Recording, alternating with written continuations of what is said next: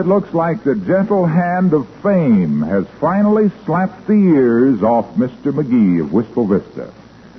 With him right now is the president of the so-called Man of the Year Book Publishing Company. And what he has just nominated Mr. McGee for, you won't believe. Mrs. McGee is skeptical about it, too. But listen to the conversation between J. Worthington Grift and Fibber McGee and Molly.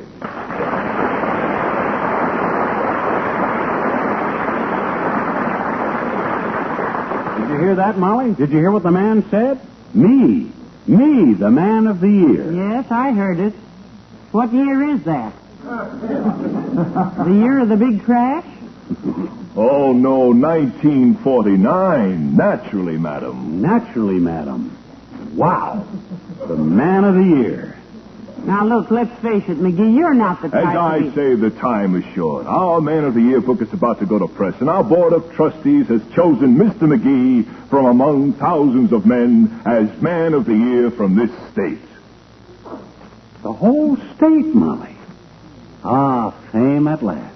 Oh, dear. Tell me more, Bud. Tell me more. Go on, elaborate. Well, we'd like to run your picture in the book, of course. You have my permission, Bud. Fibber McGee, Man of the Year. You'll be in with famous men from other states. Only one from each state, of course. Oh? Men like Jimmy Roosevelt, Vice President Barclay, Grace of Bethlehem Steel. Oh, women too, eh? No, dearie, Grace of Bethlehem Steel is a man. She is? Yes. Look, I have just one question, Mr. Graff. Grift, Mrs. McGee. J. Worthington Grift. One question. How much does it cost? Cost? Oh, now, please, Mrs. McGee, let's not talk about money. No. My gosh, not that. The Man of the Year book, Mrs. McGee, is a non-profit deal. Well, most of my deals are non-profit, Bud. If I can just break even once in a while, I'm happy. All we ask our Men of the Year to do is to help defray the cost of publishing this great book. The book which will spread their fame throughout the nation. Ah, Fibber McGee, Man of the Year, throughout the nation. Oh, wait till you see this beautiful volume, Mr. McGee. Huh? Handsomely engraved on genuine simulated parchment-type newspaper stock.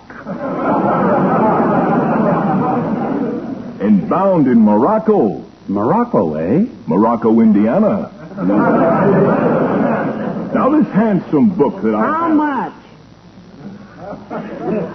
$25 for developing and processing his photograph, and $10.50 a copy for the book. That's all. Thank you, Mr. Griff, but we're not interested. Now, if you'll excuse us... Not interested. No. Tut. You're just excited, my dear.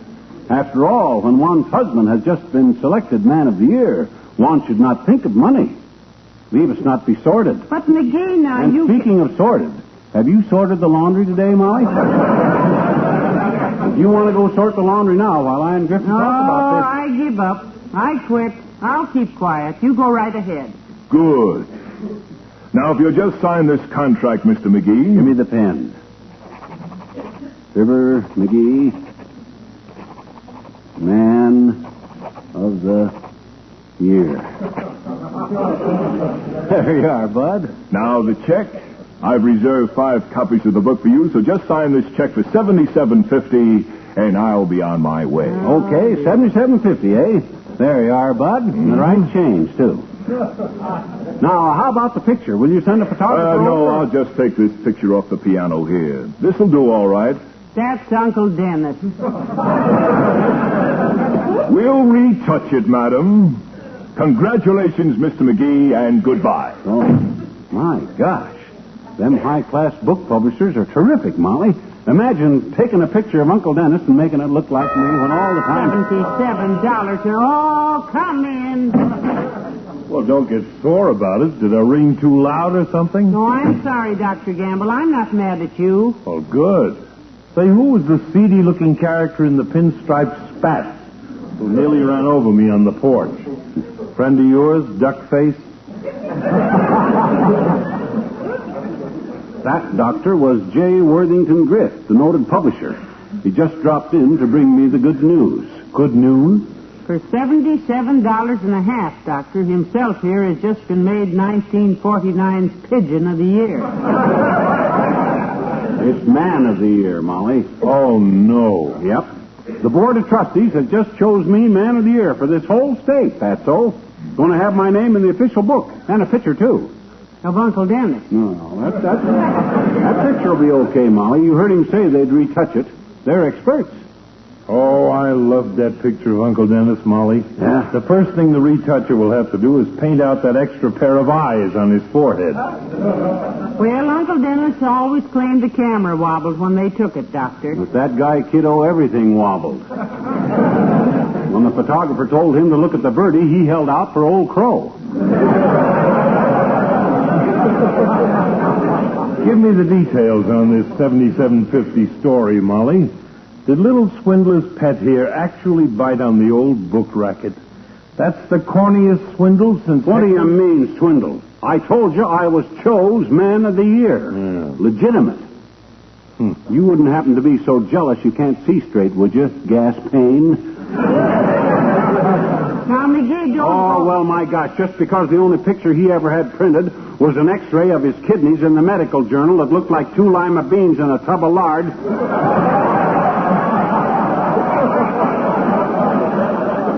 On account of that, he's got a... Now, McGee, stop it. Stop it. Look, dream boy.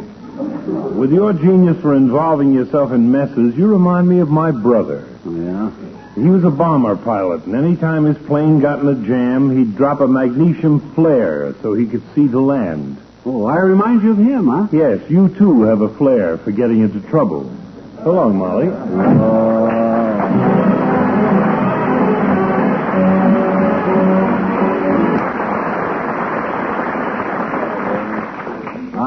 Fibber McGee, 1949's Man of the Year. Boy, this sure upsets all the predictions, don't it? If you mean the one in the Peoria High School Annual that voted you the man most likely to be forgotten before the ink dries in the high school annual, yes. You betcha. And can you imagine Aunt Sarah's face when she gets the news?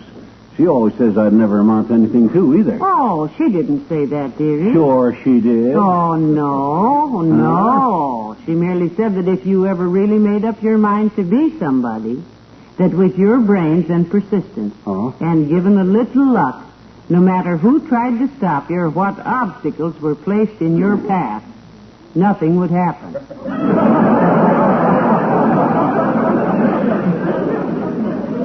My gosh, did she really say that? I guess I must have misunderstood her. She's a pretty shrewd judge of character, Aunt Sarah is. Well, as the lady remarked when she stood on her head to watch television, that's one way to look at it. Darn right. Now, let me see. I wonder if I better have Look Magazine send the cameraman out here. Make a great cover picture. I could be sitting in front of the fire with my Great Dane. Hello, Molly. Hiya, pal. Hello, Mr. Wilcox. Good day, my boy. I suppose you dropped in to inquire as to what I attribute my success to what? What success, pal? They just made me Man of the Year for 1949, Junior. Who did? A slick stranger with a fast fountain pen. Molly seems to think the guy was a gyp artist, Junior, but wait till some big corporation makes me chairman of the board at $200,000 a year. It's awful hard for a woman to shrug her shoulders in a mink coat. Tell me more about this, pal. On what basis was the selection made? Looks, wealth, social position, achievements? Well... I guess that answers that question. You mean that you were not approached in this matter, Mr. Wilcox, or aren't you on the sucker list? No, I guess they got me tagged as just an ordinary guy. But say, if there was an award for the product of the year, I'll bet I know what it would be. Oh, I bet I do, too. But if I mentioned it, everybody would think I just wanted one for nothing. So... No. I mean Johnson's new water-repellent glow coat. Well, heavenly days, how did you ever happen to think Because the new water-repellent glow coat is the greatest, most sensational development in floor protection in many years. To think that now a housewife can wipe up spilled things with a mop or a damp cloth without leaving drab smears and dull spots. We better get some of that for our own use, kiddo. I've heard it said that our dull spots are beginning to show. Hush, dear. Go on, let Mr. Wilcox make a living. Thank you, Molly. But as a housewife yourself, I don't have to tell you how much the new self-polishing water-repellent glow coat means in saving time and work. Indeed you don't, Mr. Wilcox. And why does he every Tuesday night for the past 15 years? Because when you apply the new water-repellent glow coat, it stays on and it stays bright. Right. You don't wipe up the wax when you wipe up the floor. Oh, hey, and look, pal. Huh? Don't let a little success like this go to your head. What do you mean? Remember, it isn't how you see yourself that counts. It's how others will be seeing you. Be what, Mr. Wilcox? Be seeing you. So long now.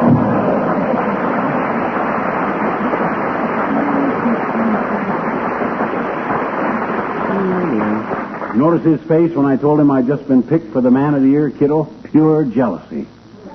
I thought it was pure apathy myself. No, jealousy. I can read that fellow like a book. Maybe because he's Johnson's bestseller, huh? Imagine being envious simply because a friend of yours gets to be choice for an honor like Man of the Year. Why, my gosh, if a pal of mine was that successful, I'd be the first to congratulate. What's the matter? You know something? I ain't been congratulated by anybody. Not even you. Well, McGee, I think you've been the victim of a gold brick peddler. Oh, well, my God. Now, look, why don't we ride downtown and check this thing with the police, dearie? It can't do any harm, and maybe well, if it'll make you any happier, Molly, okay. In fact, I'll be glad to prove to you that this is a legitimate deal. Get your hat, and we'll grab a streetcar, and we'll be down. Come in. Well, for goodness sakes, make room for another fairly prominent citizen, McGee. It's the mayor. Come on in, Your Honor. Oh, thank you. Good day, McGee. Hi, Latriv. Heard about me? Yes, but I didn't believe it. You didn't? No, when they told me, I said it was impossible. Sure. No one could rip the cover on the Elks pool table every week for 7 straight weeks.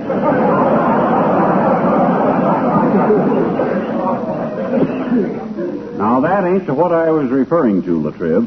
No? No, he was referring in his shy, bashful way to the fact that for only $77.50 and the Swift Sales Talk, he was selected as the Man of the Year for this community for 1949. It's a tremendous honor, Latriv. I get my name and my picture in the book, too, you see. The Man of the Year 1949 book. For a guy that's never had his name in anything but the telephone directory, that's a pretty big step forward. Yes, it is. As I always say, it's better to be a big toad than a little puddle. Who's a big toad?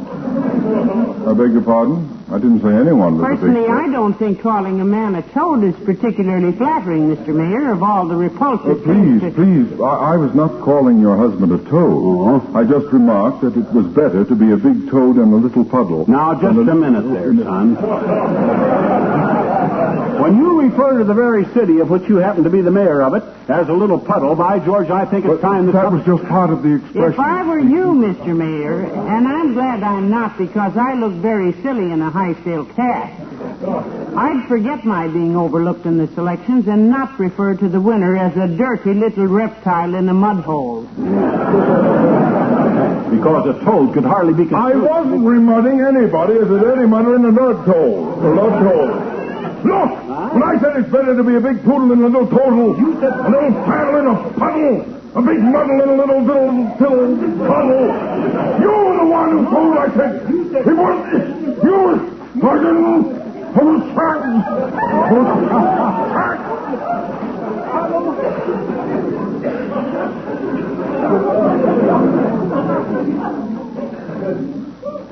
McGee?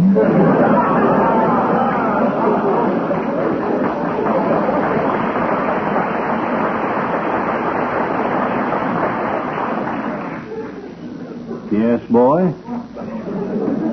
When I was just a little toddler, there was a nasty little boy who lived next door. I detested him. In order to ignore him successfully, I would start playing furiously with my toys. But what's that got to do One with... of my toys was a little musical top which I could spin by use of the bellows from the fireplace. Yeah, but what that's got to do with the... I think that's why, even now, when I meet someone who's being particularly objectionable, I am inclined to revert to my childhood and blow my top. Good day!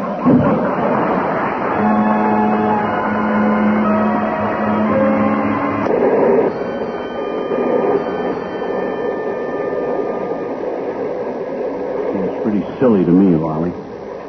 Man of the Year. Riding on a streetcar. With the hoi polloi.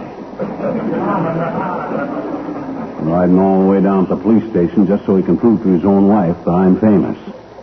My gosh, on a streetcar. Well, I'm sorry, dearie, but I still think you've been swindled. Let's ask the chief of police about it and find out. All right. Rolling phone ring. Won't transfer.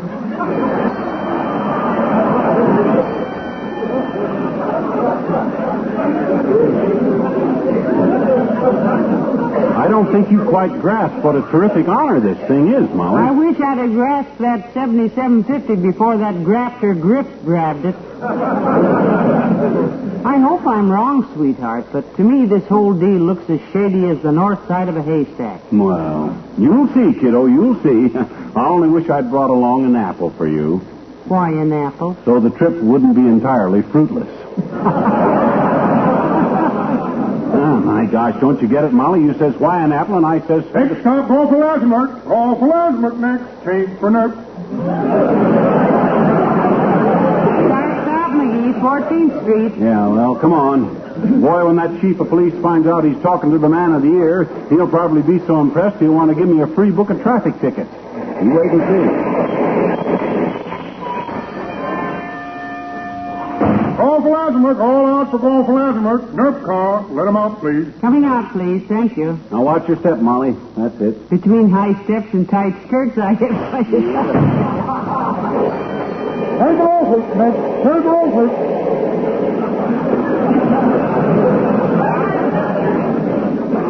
This way, kiddo. As soon as I get you straightened out on this thing, I'll call the papers, endorse a few products, and look who's coming, the old-timer. Oh, yes, and his girlfriend. Yeah. Hello, you two. Hello there, daughter. Hi, Johnny. Hi, old-timer. You kids know Bessie, don't you? Say hello to the folks, Bessie. Hello, you all. Me and O.T. was just down... That's enough, Bessie. Just hello. That's enough. What you doing down here, kid? Well, we're down here on business, old-timer. Matter of fact, I just been conferred on with a great honor on.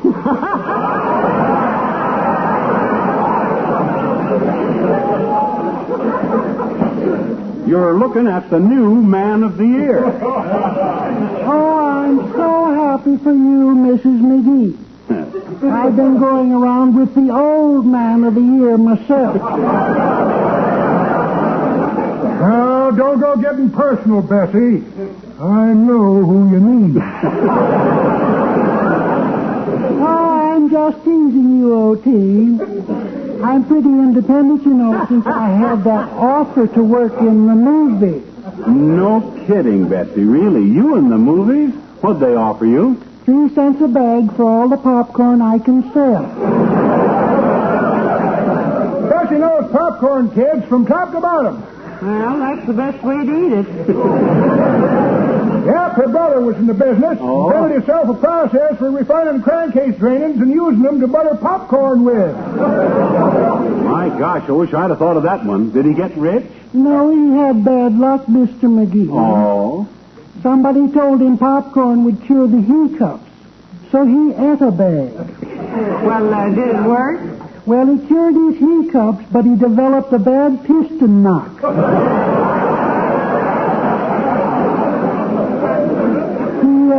He started making a full stop at railroad crossings, and the winter mama caught him drinking antifreeze. We sold him to the used car dealer, and that he... Oh, hold it, Bessie, hold it.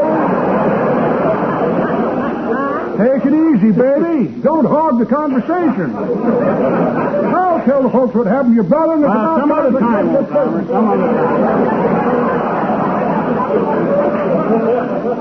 As the man of the year, I can't stand here gabbing. I got things to do. Yes, first of all, we're going in the city hall here to see the chief of police. Yeah, Molly's got some strange idea that I don't deserve this honor, old-timer. She thinks it's a swindle. Swindle, eh? Yeah. Is this the deal where a fella comes to the house, tells you you're elected Mr. America, and sells you a bunch of books with your picture in it for $5 a copy? Papa worked that through the South and we made a lot of them. No, this is entirely different. Oh, yes, indeed. This book sells for $10.50 a copy. Sure, and besides, I'm not Mr. America. I'm the man of the year. Oh, that's different. Yeah, that's different, Johnny. Sounds like you got a fine deal. Congratulations. Oh, thanks. But, daughter, don't ever let the boy go for that $5 deal. It's crooked. Well, so long, kid. Papa, you all man of the year. Goodbye, then.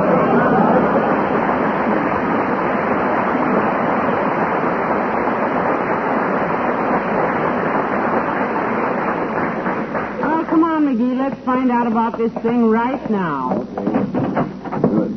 I want to get started endorsing stuff right away, Molly. Every minute I lose is, hey, Bud, is the chief in? Because, are you the chief of police? That's right, mister. What's your problem? No problem, Bud. You probably don't know who you're talking to, so I'll introduce us.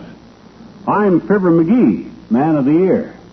And this is my wife, Mrs. Man of the Year. This is Fibber McGee. How do you do, I'm sure, Chief? Glad to know you, madam. Now, if you'll...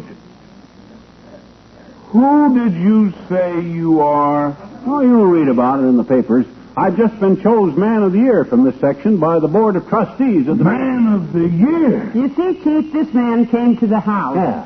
This Mr. Grift. And he told my husband they'd picked him Man of the Year, and he collected $77.50 and left. And my wife thinks there may be something wrong, although personally, I've been expecting this recognition. Something wrong? Why, that crook, that's the rottenest swindle I ever heard of. What? The dirty dog. Mm-hmm. Clancy, Walker, Stanislaus. Comb the town, throw up roadblocks, drag that crook in here. Now, just a darn minute. You don't even know the guy. What makes you think he's crooked? Think he's crooked? That rat told me I was Man of the Year. He charged me $90. That robber. You hear that, Molly? You hear that? $90. I saved $12.50. I saved $12.50. I bought it for $77.50. Okay, I'll go quietly.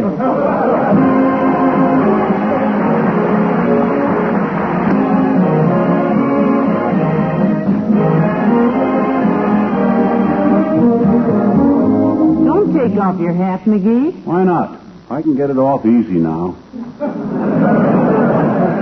My head has stopped swelling. Oh, I didn't mean that. Oh. But we forgot to stop at Kramer's drugstore to get some more Christmas seals. Oh, my gosh, so you did. We did. Oh. And we've got to use Christmas seals, you know. Everyone should. Because when you stick a Christmas seal on your cards and packages, you are giving an extra gift. The gift of better health to humanity because you're helping to